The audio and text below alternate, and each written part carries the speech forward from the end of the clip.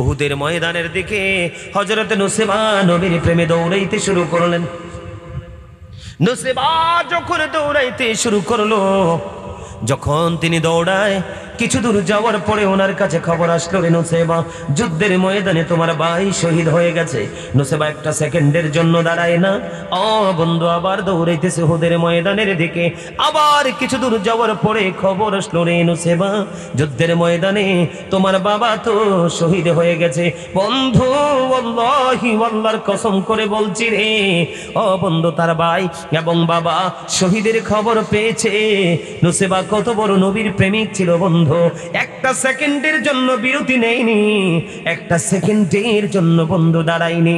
নুসেবা দৌড়াইতে শুরু করলেন, আরো কিছু দূর গেলেন, যাওয়ার পরে খবর আসলো নুসেবার কাছে, রে নুসেবা, যুদ্ধের ময়দানে তোমার স্বামীও তো শহীদ হয়ে গেছে।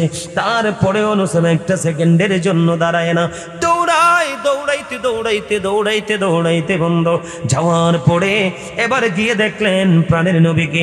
আমার প্রাণের নবীজি একটা ডাক দিয়ে বললেন, রে নুসেবা, আজকে তোমার ভাই বাবা স্বামী শহীদ হয়ে গেল। ইয়া রাসূলুল্লাহ, ইয়া হাবিবাল্লাহ, নবী গো, ও প্রাণের নবী, আমার ভাই, আমার বাবা, আমার স্বামী শহীদ হয়ে গেছে গো নবী। আমার বিন্দু পরিমাণ কোনো দুঃখ নাই গো, আমি আপনি নবীকে পেয়েছি তো সব পেয়ে গেছি। জোরে জোরে বলেন না সুবহানাল্লাহ। বন্ধুরে আমার, আপনি আমি যদি ওই রকম প্রেম করতে পারি তাহলে আপনি আমি হব ধন্য। আমি আপনাদেরকে বলি, এখন কোনো মারামারি করতে হয় না, কাটাকাটি করতে হয় না, যুদ্ধ করতে হয় না, পিস্তল হাতে নিতে হয় না। বন্ধু, ইমাম হুসাইন 61 হিজরিতে কারবালার মাধ্যমে আমাদেরকে পরিপূর্ণ মুক্ত করে গেছে। কথা বলেন না কেন? আমাদেরকে পরিপূর্ণভাবে মুক্ত করে গেছে। বন্ধু, আমি আপনাদেরকে কেন বললাম রে, আমার নবীজির দিকে যখন উহুদের ময়দানে বন্ধু বেঈমান কাফেরেরা যখন তীরে বৃষ্টির মতো যখন তীর নিক্ষেপ করতে লাগলেন, কি করতে লাগলেন, বৃষ্টির মতো যখন তীর নিক্ষেপ করতে লাগলো, তখন বন্ধু হযরতে তালহা রাদিয়াল্লাহু তাআলা আনহু আপনার আমার প্রাণের নবীকে এমন ভাবে জড়িয়ে ধরলো, বন্ধু, একটা নয়, দুইটা নয়, তিনটা নয়, 70টা তীর এসে তালহার বডির মধ্যে ঢুকে গেল। কিন্তু তালহা রাদিয়াল্লাহু তাআলা আনহু একটা বারের জন্য উহু করে নাই, হাসতে হাসতে নবীর সামনে শাহাদাত বরণ করেছে। এমন ভাবে ভালোবেসেছে প্রাণের নবীকে। জোরে জোরে বলুন না সুবহানাল্লাহ। মুখে শুধু নবীকে ভালোবাসি এটা বললে হবে না, নবীকে হৃদয় দিয়ে ভালোবাসতে হবে, কর্মের মাধ্যমে নবীকে ভালোবাসার প্রকাশ করতে হবে। ঠিক কিনা বলেন? কিসের মাধ্যমে? কর্মের মাধ্যমে প্রেমের খবর আমাদেরকে বন্ধু বোঝাতে হবে। যেমন আমি আপনাদেরকে বলি, আপনারা আজকে এখানে টাকা খরচ করেছেন কিনা? আপনাদের উপস্থিতি যেমনই হোক, আপনাদের স্টেজ কিন্তু অত্যন্ত বিউটিফুল। ওই দূর থেকে আমি দেখেই বন্ধু আমি মুগ্ধ হয়েছি, আমার কাছে অসম্ভব সুন্দর লাগছে বন্ধু। বলে, হুজুর কেন এই জায়গার মধ্যে আসলেন? নবীর প্রেমের কিন্তু ক্লাস আছে। কি আছে? নবীর প্রেমের ক্লাস আছে। যখন যে ক্লাসে যেতে হয় ওই ক্লাসের মাধ্যমে নবীর প্রেমকে জীবিত করতে হয়। যেমন আজকের এই মাহফিল, আমি আপনাদেরকে বলি বন্ধু, তাবুক যুদ্ধের পূর্বে ওই যে আমি গজলের মধ্যে বলেছিলাম, আমার নবীজি 2 জন সাথীকে নিয়ে ওই সোনার মদিনায় নবীজি শুয়ে আছে। একজন হলো আবু বকর, আরেকজন হলো হযরত ওমর। এই 2 জনকে সঙ্গে নিয়ে আমার প্রাণের নবী শায়িত আছে রে।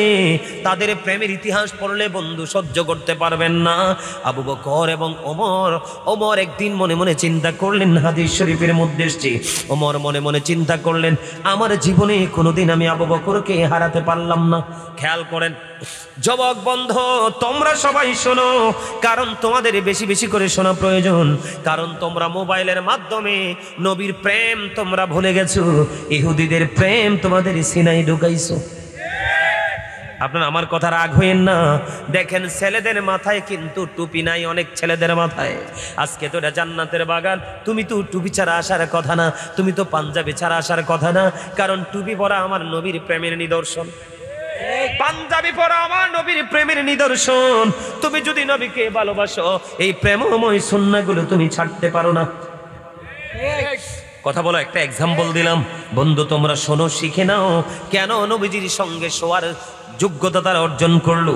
হযরত ওমর মনে মনে চিন্তা করলেন, আমার জীবনে কোনোদিন আমি আবু বকরকে হারাতে পারিনি, আমার জীবনে কোনোদিন আমি আবু বকরকে হারাতে পারিনি, আমি আজকে কোনো না কোনোভাবে আমি আবু বকরকে হারাবো।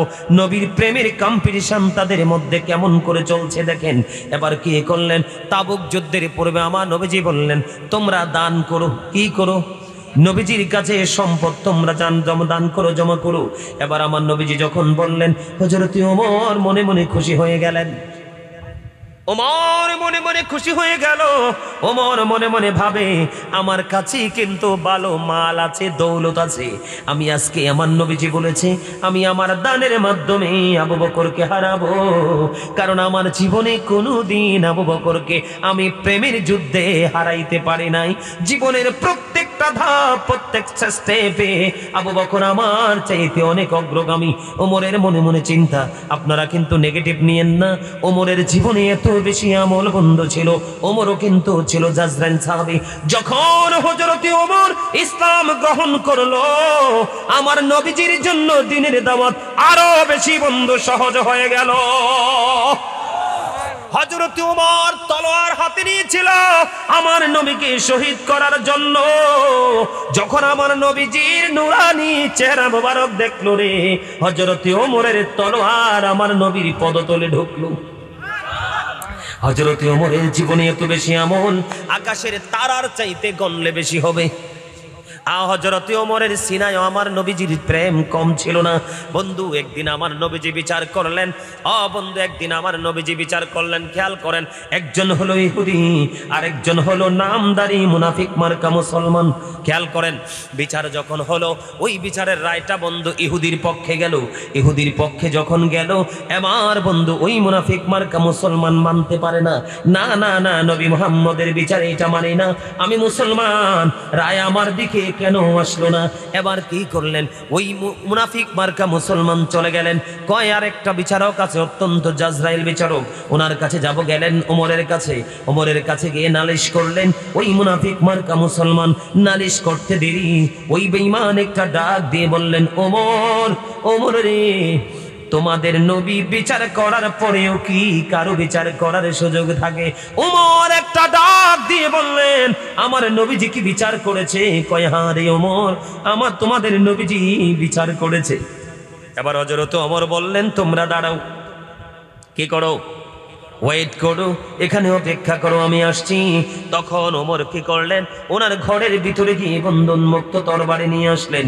তরবারি যখন নিয়ে আসলেন, এসে বন্ধু বেঈমান কি কিছু করলো না, ওই যে মুনাফিক মার্কা মুসলমান আমার নবীর কণ্ঠস্বরের উপর কণ্ঠস্বরকে উঁচু করেছে, আমার নবীর সিদ্ধান্তকে সে অমান্য করেছে।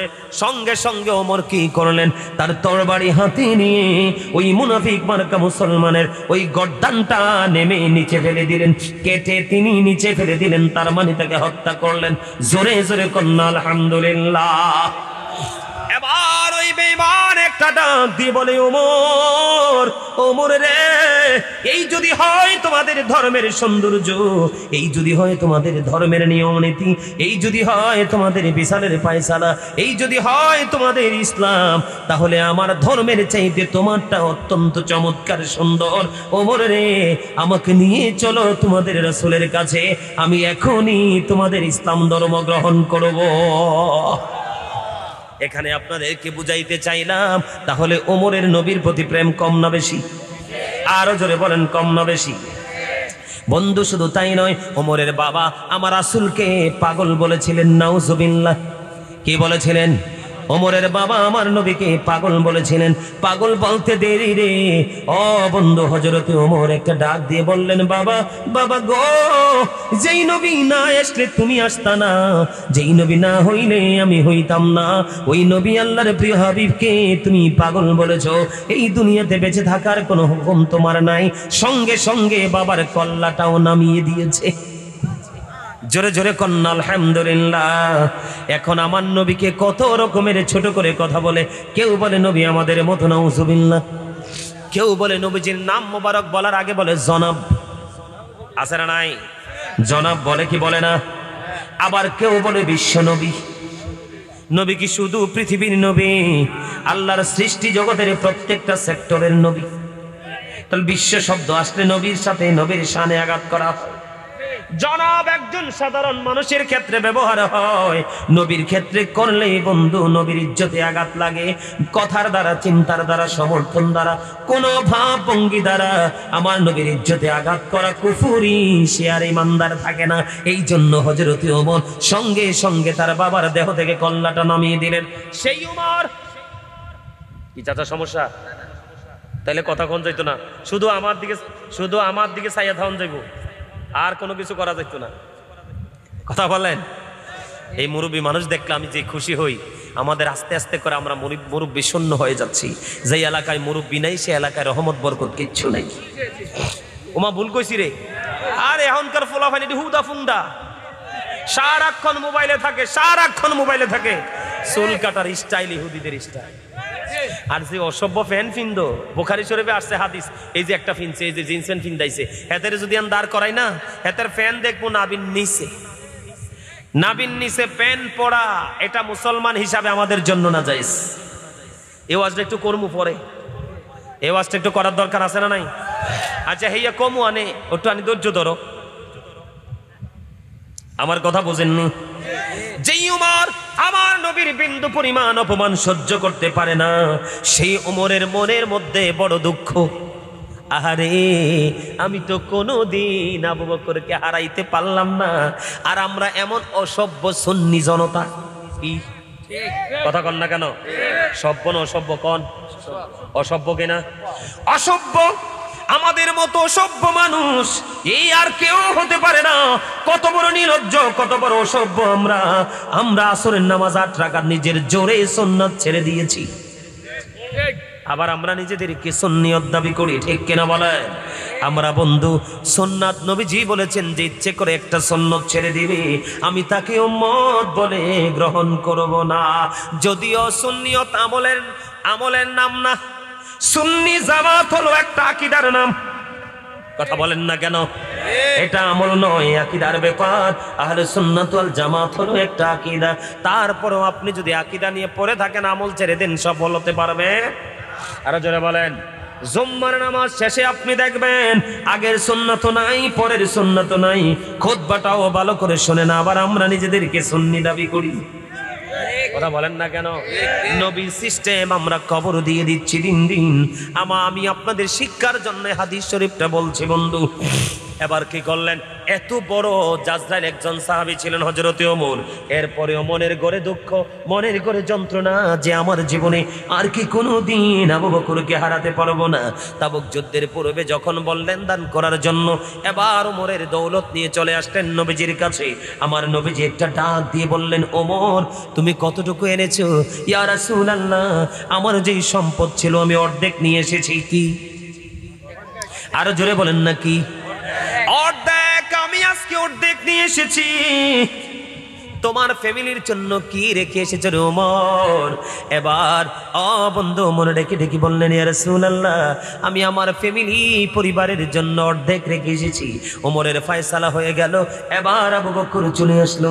আবু বকর আসার পরে নবীজি প্রশ্ন করলেন, আবু বকর রে, তুমি কি নিয়ে এসেছো রে আবু বকর? নবী গো, আমার যা ছিল আমি সব নিয়ে এসেছি গো। এবার আমার নবীজি বলল, আবু বকর রে, জানতে বড় মনে চায় তুমি তোমার ফ্যামিলি পরিবারের জন্য কি রেখে এসেছো রে আবু বকর?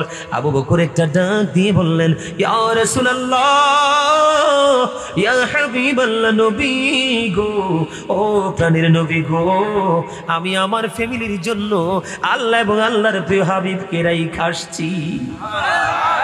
এবার আমার নবীজি একটা ডাক দিয়ে বললেন, আমার জীবনে আবু বকরের সম্পদ যত উপকারে লাগছে রে, আর কারো সম্পদ এত উপকারে লাগেনি।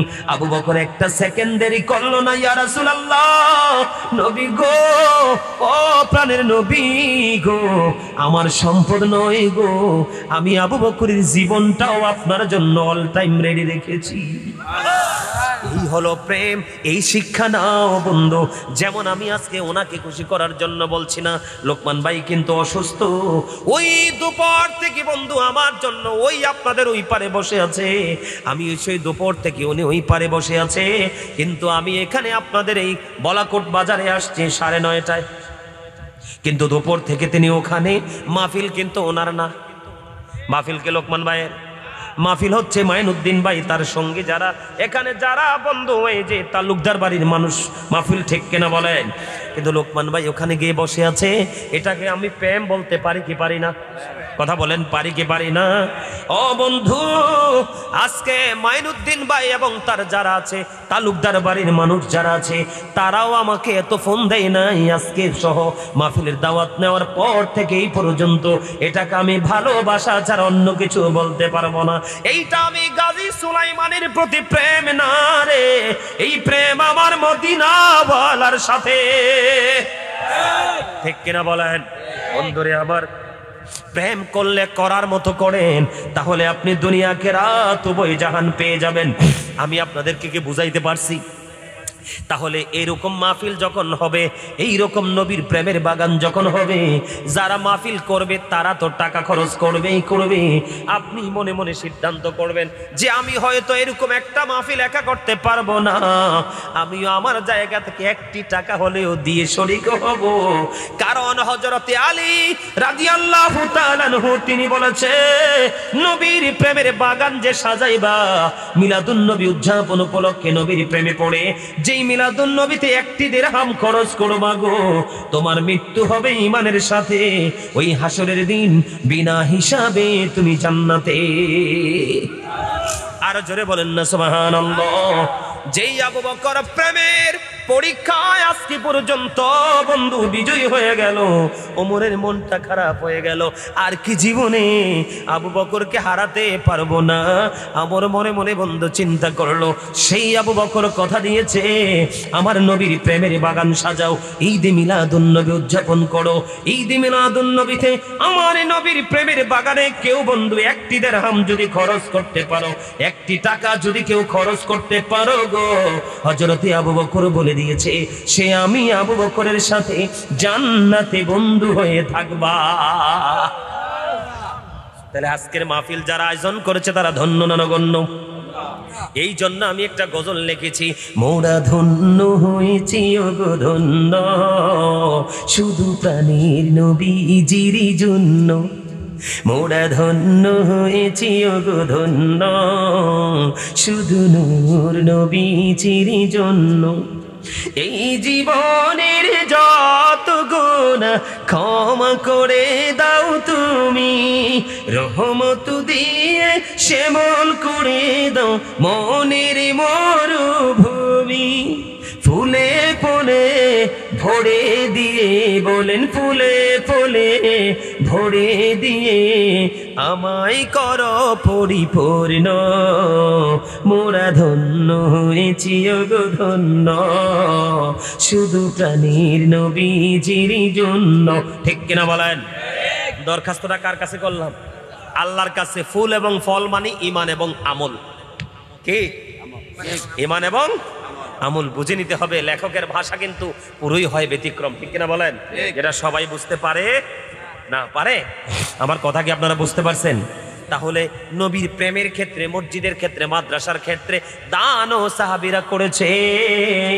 ও বন্ধু, তারা দানের ক্ষেত্রেও হাত শক্ত করে রাখে নাই। এবং নবীজি যখন বলতেন সাহাবীরা পাখির মতো উড়ে আসতেন। নবীজি যখন আমার দিকে তাকান, নবীজি যখন দ্বীন সম্পর্কে ইনস্ট্রাকশন দিতেন, সাহাবায়ে কেরাম আমার রাসূলের সামনে মাথাগুলো এমন নিচু করে বসতেন, মনে হতো যেন গাড়ের পক্ষীটা বসে গেছে। কিন্তু আমাদের সামনে হুজুররা ওয়াজ করলে আমরা যে কত দিকে চাই, ঠিক কিনা বলেন? এটা কি আদব? নাই তো। তো নবীর প্রেমিক হলাম কেমনে বলেন তো? সুন্নি হলাম কেমনে বলেন না?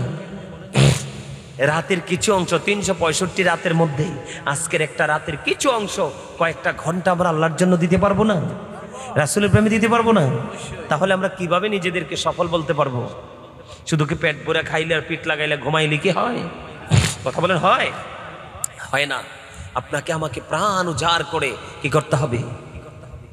ভালোবাসতে হবে। এবং ভালোবাসাটা কোন কোন জায়গায় কোন কোন সময় রাখতে হবে। যেমন এক্সাম্পল, আমার সামনে 1 কোটি মানুষ থাকলেও আমি সবগুলো মানুষকে আমার কন্ট্রোলিং এ আগে আনবো, তারপরে আমি আলোচনা করব। তার কারণ আল্লাহ রাসূল বলেছে প্রতিকূল অবস্থায় তোমরা আলোচনা করো না, কারণ এগুলো দুনিয়ার কোনো সাধারণ কথা নয়, আল্লাহ এবং আল্লাহর হাবিবের কথা। এই জন্য আমি তোমাদেরকে বলবো, যুবক ভাইরা, আমার আলোচনা শুনতে হলে তোমাদেরকে কন্ডিশন মানতে হবে। ফার্স্ট কন্ডিশন হলো স্টপ ইউর মাউথ এভরিবডি, সকলের জবানকে বন্ধ রাখতে হবে। সেকেন্ড কন্ডিশন মানে দ্বিতীয় শর্ত, you listening my lecture very attentively, আমার কথা সবাইকে মন দিয়ে শুনতে হবে। থার্ড কন্ডিশন, তৃতীয় শর্ত হলো, তুমি যদি বলো আই সে ডোন্ট অ্যাকসেপ্টেবল, আমি বলবো I say go to your seat out of sight, তুমি আমার সীমানা ছেড়ে তুমি তোমার বাসায় চলে যাও, কারণ তোমার মতো অমনোযোগী স্টুডেন্ট আমার কোনো প্রয়োজন নেই, আমি মনে করি আমার আল্লাহরও কোনো প্রয়োজন নেই। আজকে নামাজ পড়ার পরেও মানুষ হেদায়েত প্রাপ্ত হচ্ছে না, কেন? কারণ তার মধ্যে তাকওয়া নাই। এত ওয়াজের পরেও মানুষের মধ্যে পরিবর্তন আসতেছে না, তার কারণ কি? তার মধ্যে সেই প্রেম এবং তাকওয়া দুটো নেই। তোমরা মনে বলে গেলে চলবে না। আল্লাহ রাব্বুল আলামিন বলেছেন আল্লাযীনা আমানু, যারা ঈমান এনেছে, ওয়া কানু ইয়াত্তাকুন, এবং তাকওয়া অবলম্বন করেছে, লাহুমুল বুশরা, তাদের জন্য সুসংবাদ, ফিল হায়াতিদ দুনিয়া ওয়া ফিল আখিরা। আল্লাহ রাব্বুল আলামিন ওই পার্সনগুলোর জন্য গুড নিউজ দিয়েছেন, প্রেজেন্ট এন্ড ফিউচার, প্রত্যেকটা স্টেজ, প্রেজেন্ট এন্ড ফিউচার, বর্তমান এবং ভবিষ্যৎ, দুনিয়া এবং আখিরাত, এই দুটো জগতে তোমাকে আল্লাহ রাব্বুল আলামিন নিয়ামতের সংবাদ দিয়েছে, শুভ সংবাদ দিয়েছে। তুমি যদি দুইটা কন্ডিশনের আওতায় আসতে পারো, একটা হলো ফার্স্ট কন্ডিশন, তোমাকে আগে ঈমানদার হতে হবে। কি করতে হবে? ঈমানদার হতে হবে। সেকেন্ড কন্ডিশন হলো তোমার মধ্যে ভয় থাকতে হবে, ভীতি থাকতে হবে, তাকওয়া থাকতে হবে, যে আমি জান্নাতের বাগানে এসেছি, আমি এখান থেকে কিছু করিয়ে নিব, কিন্তু যদি নিতে না পারি, কোনো কারণে যদি আমি লাইনচ্যুত হয়ে যাই, তাহলে আমার কি অবস্থা হবে? এই ধরনের তাকওয়া, এই ধরনের মানসিকতা যদি তোমার মধ্যে থাকে, অটোই তোমার মধ্যে কি আসবে? পরিবর্তন চলে আসবে। আল্লাহর রহমতের ঝান্ডা তোমার হাতে অটোই চলে আসবে। ভাইয়ের আমার, বাবার আমার, পৃথিবীটা ছোট, একেবারেই ছোট, আর এই প্রজন্মের মানুষের জন্য আরো ছোট। এই যে আমার চাচারা আছে, ওনারা আছে, এই যে মুরব্বী আমার চাচারা আছে, ওনাদের জামানায়, দর্শক সারিতে আছেন আপনারা মুরব্বীরা, আপনাদের জামানায় মনে হতো পৃথিবীটা বড়, মনে হতো না? কিন্তু তাদের তুলনায় এখন আমরা যারা, আমাদের পরবর্তী যারা, তাদের জন্য পৃথিবীটা একেবারে সংকীর্ণ, কারণ তাদের হায়াত একেবারে সীমিত, ছোট। অসুস্থতা তো নাই বললেই, সুস্থতা তো নাই বললেই চলে, খাবারে কোনো স্বাদ নেই, কোনো বরকত নেই। দাদা বেঁচে আছে, নাতি চলে গেছে 4টা। কথা কি আমার বুঝেন আপনারা? কথা বুঝতেছেন? আরো জোরে বলেন। আপনি নিয়ামত পাবেন দু জায়গায়, এখানেও পাবেন, ওখানেও পাবেন। আপনি প্রথম ঈমানদার হতে হবে, তারপরে আপনাকে আপনার হৃদয়ে ভয় সঞ্চার করতে হবে। এখন ঈমানদার হতে হলে আপনাকে কি করতে হবে? কোন কোন কন্ডিশনের আওতায় আসলে আপনি ঈমানদার বলে বিবেচিত হবেন? আপনাকে আল্লাহ রাসূল বলেছে, বাবা যারা হয়েছেন, মা যারা হয়েছেন, আমি প্রায় ওয়াজে বলি, every parents should take care their children very carefully. প্রত্যেকটা পিতামাতার উচিত তাদের সন্তানের দায়িত্ব যত্ন সহকারে পালন করা। আর আমরা সন্তান হিসাবে উচিত, উই শুড আমাদের প্রত্যেকের উচিত, we should obey our parents, আমাদের প্রত্যেকের উচিত আমাদের পিতামাতাকে মান্য করা। কারণ paradise of the child under the feet of the mother, মায়ের পায়ের নিচেই তোমাদের জান্নাত। ইন্নাল জান্নাতা তাহতা আকদামিল উম্মাহাতিকুম। জোরে জোরে বলুন আল্লাহু আকবার। আর জোরে বলুন আল্লাহু আকবার। আর একটু মহব্বতে আল্লাহু আকবার। এই আল্লাহু আকবার বলেন না কেন? আপনার সমস্যা কি? আপনাকে কি আল্লাহ জবান দিছে দোকানে রাস্তাঘাটে? আপনাদেরকে জবান দিছে, আমাদেরকে কি জবান দিছে দোকানপাটে বসে বসে মানুষের বদনাম করার জন্য, ভালো ভালো খাবার খাওয়ার জন্য? আরে না, আল্লাহ রাব্বুল আলামিন কেন আপনাকে জবান দিয়েছে সেই খবর তো আপনি জানেন না। জানবেন কোত্থেকে? আপনি তো প্রেমে পড়েছেন পৃথিবীর। সূরা আলে ইমরান 185 নম্বর আয়াতের শেষ অংশে আমার আল্লাহ বলে দিয়েছেন, আমাল হায়াতুদ দুনিয়া ইল্লা মাতাউল গুরুর। এই দুনিয়ার জীবনে, পৃথিবীর জীবনে জিন্দেগি একটা ধোঁকা। আপনি তো ওই প্রেমে পড়ছেন, এই জন্য আপনি আসল খবর জানেন না। আল্লাহ রাব্বুল আলামিন কি বলেছেন? Remember me then I will remember you. আল্লাহ বলেছেন ফাযকুরুনি আযকুরুকুম, তোমরা আমাকে স্মরণ করো, আমি তোমাদেরকে স্মরণ করব। আপনাকে আল্লাহ জবান দিয়েছে আল্লাহর জিকির করার জন্য। কিন্তু বন্ধুরি আমার, আমার নবী আপনার নবী দু জাহানের বাদশা নবী রাহমাতাল লিল আলামিন তিনি বন্ধু বলে দিয়েছেন জিকির দুই ভাবে করা যায়, জবান দিয়েও জিকির করা যায়, তোমার আত্মা দিয়েও জিকির করা যায়, তবে জবান এবং অন্তর দুটো মিলে যে জিকির করা হয় ওই জিকির হলো সবচেয়ে উত্তম জিকির। ও বন্ধু, তোমরা কেউ আমার কথায় রাগ করো না। আমি জিকির করার সময় আমি একটা ইয়াং আর একটা মধ্য আমার যুবক ভাই, এই দুইজনের মধ্যেই মনে হয়েছে হৃদয়, দেহ এবং অন্তরে জিকির করেছে। কারণ তাকওয়া নিয়ে যখন আমল করবে ওই মানুষের বডি ল্যাঙ্গুয়েজ দেখলেই বোঝা যায় সে তার মধ্যে তাকওয়া আছে। ঠিক না বা ঠিক? আমি আমার ধারাবাহিক ওয়াজে যাই বন্ধু আপনাদেরকে বোঝানোর জন্য, প্রত্যেকটা পার্সন হলো ডবল পার্সন।